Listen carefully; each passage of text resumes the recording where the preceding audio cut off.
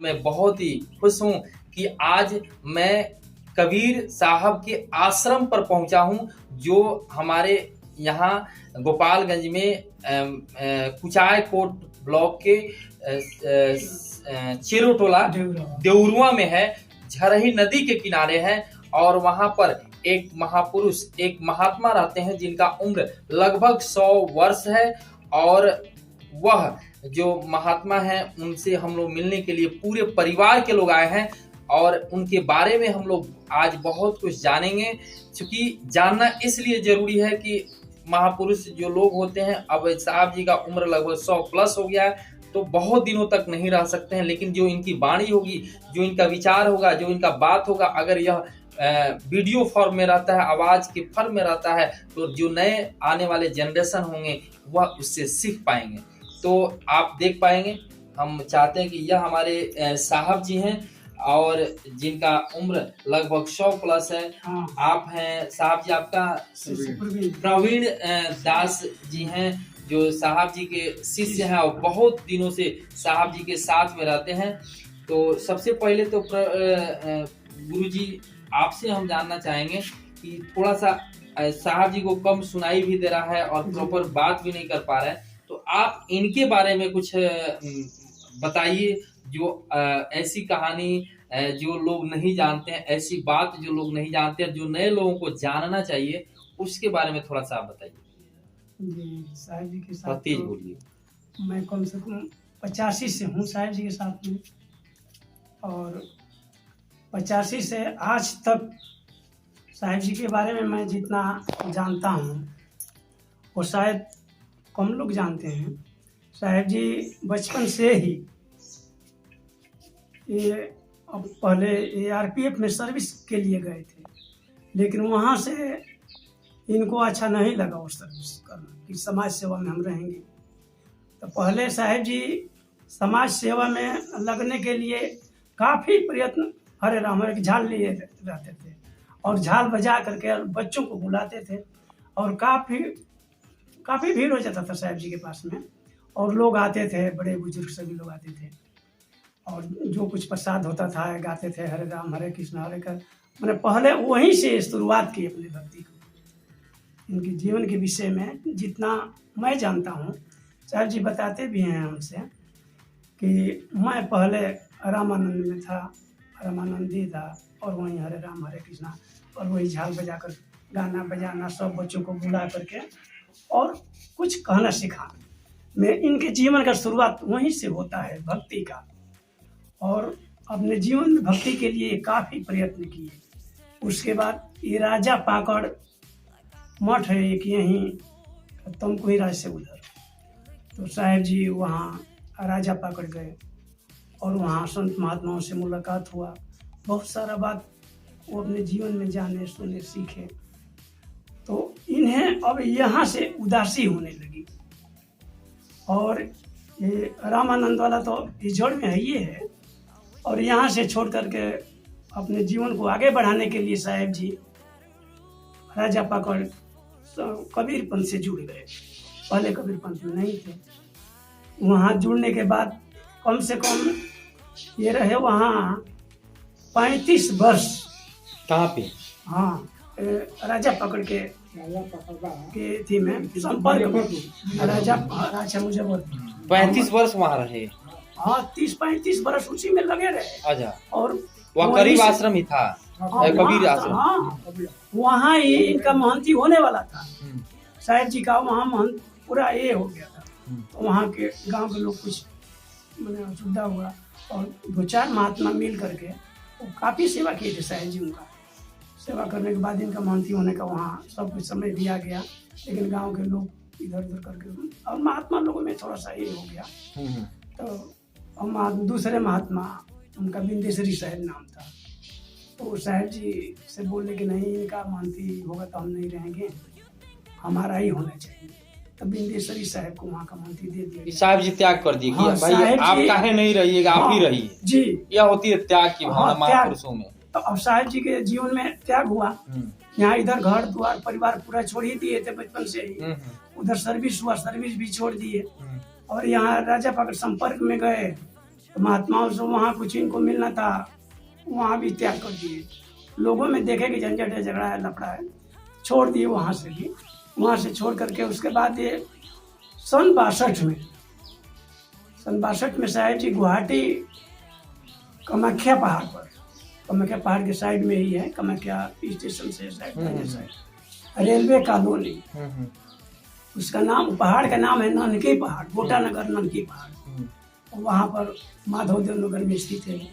साहब जी वहाँ सन 62 में गए और ऊपर, सबसे ऊपर जो पहाड़ है, अभी भी आज भी जाने से पसीना छूट जाता है, लोग नहीं चढ़ पाते हैं। और वहाँ 62 में जाकर साहब जी इतना तपस्या किए, वहाँ खर काटे, जंगल काटे, सब कुछ ये किए। वहाँ पर जा कर के मंदिर बनाए और वहीं वो लग गए। उसके बाद राजा पाकर के लोग वहाँ गए साहब जी को मनाने के लिए, साहब जी नहीं आए, फिर इसमें आए नहीं। बीच में इलाहाबाद अभिलाष साहब से संपर्क हुआ, अभिलाष साहब की लिखी हुई पुस्तक में भी, उसमें जितना बात समझ में आया अध्यात्म का, बहुत सारा बात साहब जी समझ गए उस समय। जो खोजी था साहब जी को कि भगवान मिलने वाला, जो खोजी था, तो भगवान साहब जी को मिले। और क्योंकि भगवान तो कहीं बाहर नहीं है और वो अपने आप में है। ये 5 जो शरीर है, यह तो चलता फिरता बोलता है तब तक कि जब तक आत्मा है, और आत्मा ही सही है। परमात्मा को तो किसी ने आज तक देखा नहीं, लेकिन आत्मा जो है, तो यदि उसी का अंश है, तो यह वस्तु इन्होंने पा करके और अस्थिर हो गए। और वही बात इनके संपर्क में जब हम लोग आए, तो वही बात हम लोग को साहब जी बताए, और हम लोग तब से ही उसी समय से साहब जी के अपना भी घर बार छोड़ कर साहब जी के साथ में हम लोग लग गए। बीच में साहब जी बहुत कष्ट उठा कर वहाँ जो झोपड़ा बनाए थे, वहाँ गाय रखे थे, कम से कम 50 गाय वहाँ थी। वहाँ डेली अपने परिश्रम के द्वारा 2 कुंटल दूध उपार्जन किया जाता था मठ के खर्च के लिए, और वो बाजार में बिकता था, और यहीं से सब सामान वहाँ लाद कर जाता था। वही थोड़ा थोड़ा जो पैसा बचता था, सबका खर्च चलता था। और वहाँ साहब जी परिश्रम करते करते करते करते उसके बाद और ज़्यादा थक गए। थकने के बाद अब वहाँ इनको ये होने लगा कि यहाँ हम रह नहीं पाएंगे, क्योंकि पहाड़ पर चढ़ना उतरना मुश्किल होने लगा। उम्र के हिसाब से उसके बाद इन्होंने अपने पुराने आश्रम को, जो जन्मधरती का स्थान है, जन्मधरती से थोड़ा ही दूर चिरोटोला गाँव, चिरोटोला देवरुआ है, और इस स्थान को इन्होंने चुना। अच्छा, यह जो मंदिर है, यह कितना वर्ष पुराना है? यह कम से कम 100 वर्ष पुराना, बेसी है, 100 प्लस पुराना है। हाँ, 100 वर्ष पुराना है यह मंदिर, क्योंकि पहले और यहाँ पर आने जाने का भी रास्ता नहीं है, यहाँ से दूर, आज भी अभी दूर दूर गांव है। तो उस समय तो भाई नजदीक कोई गाँव नहीं रहता हो। हाँ, नहीं, कुछ नहीं था उस समय, तो घोर यहाँ जंगल था। हाँ, उस समय ये बाबा जो थे, क्या नाम थे, जो कुआं बनाए, तो ये बाबा पहले थे, यह मठ भी पहले वैष्णव मठ था, निर्गुण दास बाबा, निर्गुण दास बाबा थे। और वो काफी परिश्रम करके उन्होंने कम से कम यहाँ 60 वर्षों तक निर्गुण दास बाबा रहे। उसके बाद उनके शरीरांत होने के बाद यहाँ कोई साधु बच नहीं पाए। तो उसके बाद चिरोटोला गांव के लोग गए और साहब जी को पैरों पड़ करके और बुला करके लाए कि साहब जी कुटी जो है बर्बाद हो जाएगी, आप चलिए, दूसरा कोई रहने वाला है। हाँ, कोई नहीं था, ऐसे वीरान कुटिया पड़ी थी। उसके बाद साहब जी को प्रार्थना करके और इनको यहाँ लाया गया। यहाँ लाने के बाद साहब जी इसको संभालने लगे। काफी ये भी जमीन बहुत पहाड़ जैसे था, बहुत ऊंचा नीचा जरई जो ये किया था। साहब जी वहाँ से अपना गाय बेच करके और पैसा लाए, यहाँ लाए पैसा, इसको जमीन को थोड़ा बराबर कराए, एक लोग बनवाए। यानी कि यहाँ पर भी बहुत संवारे हैं साहब जी। और साहब जी कि अभी कितने यहाँ पर मूर्ति, कितने शिष्य हैं लोग? साहब जी के अपने जीवन काल में साहब जी के जो साधु हैं, कम से कम 50 साधु साहब जी का लंगोटीधारी साधु। अच्छा, जगह जगह है, सबों का आश्रम है। साहब के जी में कम से कम 8 आश्रम में है, करमेल है। अभी हमें एक जगह सुने थे कि जो कबीर आश्रम के जो सबसे बड़ा अभी भारत में जो इसके जो साधु हैं, जो उसमें साहब जी का स्थान दूसरे नंबर पर है। हाँ, दूसरे नंबर पर है। पूरा हम लोग के सिद्धांत का जो पार्क सिद्धांत है, हाँ। इसमें साहेब जी का दूसरे नंबर पर ही आसन लगता है। बुरहानपुर आचार्य जी गद्दी में हाँ। साहेब जी का स्थान 2 नंबर पर, पूरे भारत में। हाँ, पूरे भारत में 2 नंबर पर साहेब जी का स्थान वहाँ लगता है। अच्छा। 3 नंबर में दूसरे साधु बैठेंगे, 4 नंबर में 5 नंबर, उसके बाद तो आज हम लोग सौभाग्यशाली हैं कि वैसे महात्मा का हम लोग दर्शन कर पा रहे हैं। और ना और भी कुछ साहब जी का कुछ बात हो, वाणी हो, हम चाहेंगे कि साहब जी अपने मुंह से भी कुछ थोड़ा सा आप भी कुछ बताएं। हम बताएं वही बात का।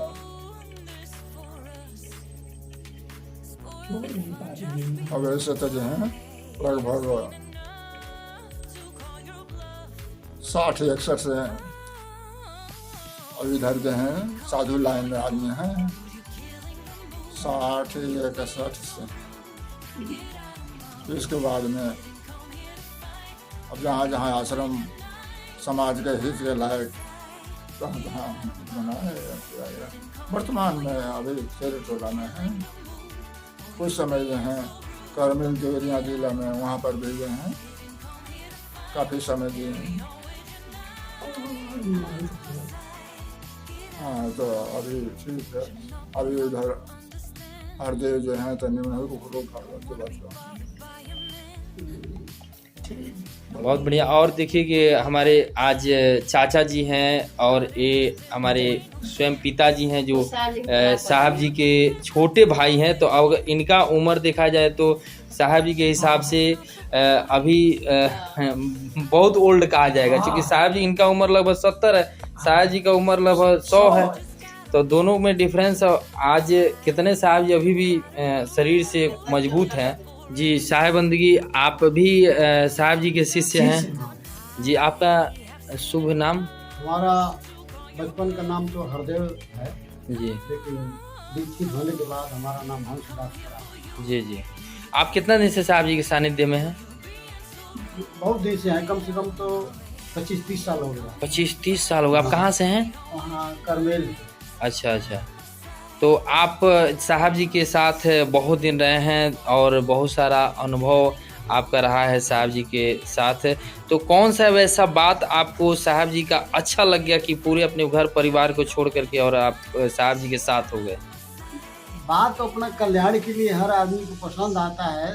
ये संसार थोड़े दिन के लिए है, फिर छूटने वाला है। जो वास्तविकता को समझ लेता है वह अपना जीवन सार्थक करने के लिए संत गुरुजनों के साथ में लग जाता है जी। और आप वही सोच के जब आपको समझ में आ गया तो सब कुछ छोड़ करके और सेवा में लगे हुए हैं। आज हम लोग साहब जी के साथ और साहब जी के 2 शिष्य लोगों के साथ यह जान पाए कि साहब जी का अनसुझी जो कहानियां हैं, जो कहानी आज की युवा पीढ़ी को जानना चाहिए। और मेरा सोच यही है कि हमारे आसपास जितने भी महापुरुष लोग हैं, बड़े लोग हैं, उनका हम वीडियो इसलिए बना रहे हैं ताकि नए जो लोग हों उससे कुछ सीख पाएँ, जान पाएँ।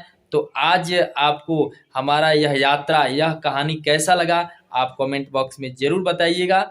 आज के लिए इतना ही। बहुत बहुत धन्यवाद।